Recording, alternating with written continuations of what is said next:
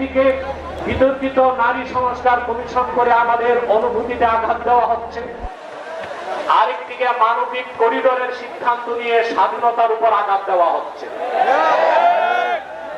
আমার মনে হয় বিতর্কিত নারী কমিশন করে আমাদের দৃষ্টি এদিক রেখে বর্তমানে মার্কিন যুক্তরাষ্ট্রের সাথে বাংলাদেশের স্বাধীনতা বিক্রির সওদাবাজি হচ্ছে কিনা সেটাও দেখতে হবে। হেফাজতে ইসলাম বাংলাদেশ শুধু দাবি করবে না, সকল মাসলাকের মানুষের পূর্ণ সমর্থন হেফাজতের প্রতি আছে, কারণ হেফাজত হচ্ছে বাংলাদেশে সর্ববৃহৎ ইসলামী অরাজনৈতিক সংগঠন। আজ আমি এই জনতার পক্ষ থেকে, বাংলাদেশের কোটি কোটি মুসলমানের পক্ষ থেকে হেফাজতের সম্মানিত আমিরের কাছে বলবো, হেফাজত রাজনীতিতে যাবে না, কিন্তু রাজনীতি নিয়ন্ত্রণ করতে হবে। 53 বছরের ইতিহাস আমাদের কলঙ্কিত।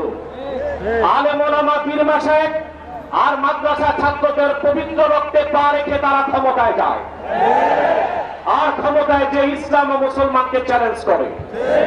এর সুযোগ আর দেওয়া হবে না।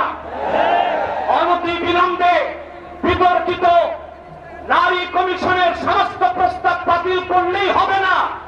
যে নারী নামের হিজড়াগুলোই দুঃসাহস করেছে, গ্রেফতার করে তাদেরকে আইনের আওতায় আনতে হবে। আরেকটি বিষয় হচ্ছে ডক্টর ইউনূসকে বক্তব্য পরিষ্কার করতে হবে। 16 বছর ভারতীয় আধিপত্যবাদের বিরুদ্ধে আমরা রক্ত দিয়েছি। সর্বপ্রথম সকল প্রকার সেরেক কুফর রামবাম নাস্তিক আর ভারতীয় আধিপত্যবাদ ও ফ্যাসিবাদের বিরুদ্ধে রক্ত উৎসর্গ করেছে শাপলা চত্বরে হেফাজতের আলেম ওলামা কর্মীরা।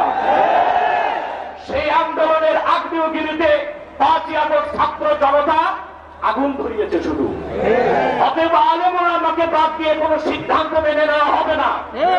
ডক্টর ইউনূস সাহেব পরিষ্কার করুন, মানবিক করিডোরের নামে বাংলাদেশকে ইন্দো প্যাসিফিক অঞ্চলে যুদ্ধের দিকে ঠেলে দিবেন না।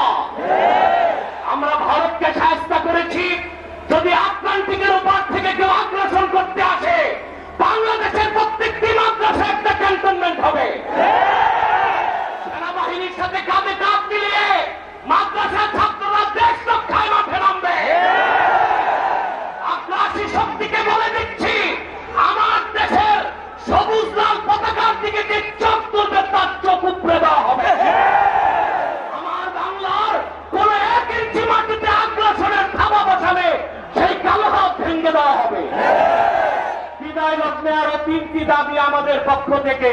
ব্লাসফেমি আইন করতে হবে, freedom of expression, freedom of speech.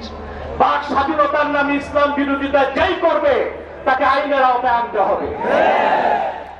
আমার দেশে অসংখ্য আলেম ওলামা নিরীহ মানুষকে জঙ্গি তকমা দিয়ে কারাগারে রাখা হয়েছে। যদি বাবর সাহেব মুক্তি পায়, তাহলে যে সমস্ত আলেম ওলামা জঙ্গির মামলায় ভিতরে তারা কেন মুক্তি পাবে না? তাদের মুক্তির আগে সংস্কার না নির্বাচন হতে দেওয়া হবে না।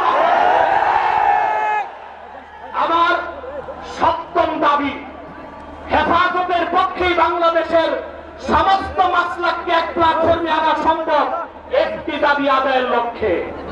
সেটা হচ্ছে বাংলাদেশে কাদিয়ানীদেরকে অবশ্যই অমুসলিম ঘোষণা করতে হবে।